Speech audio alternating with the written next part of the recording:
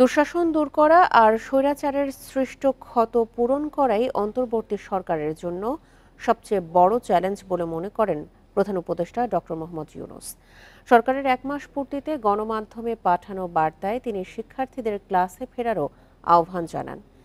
তিনি জানান, জুলাই ও আগস্টের গণহত্যার বিচারের জন্য আন্তর্জাতিক মানের ট্রাইব্যুনাল তৈরিতে কাজ চলছে। পাশাপাশি পাচার হওয়া অর্থ ফেরাতেও কাজ করছে সরকার। আন্দোলনে নিহতদের প্রতি শ্রদ্ধা জানিয়ে প্রধান উপদেষ্টা জানান, আহতদের সুচিকিৎসার ব্যবস্থা করা হয়েছে।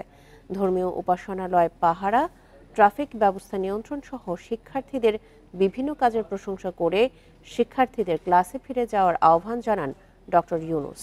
এছাড়া গুমের ঘটনা তদন্তে কমিশন গঠন এবং আয়নাঘর বন্ধের কথা জানিয়ে প্রধান উপদেষ্টা বলেছেন, স্বৈরাচার পতন আন্দোলনে কারো মৃত্যু বৃথা যেতে দেবে না সরকার।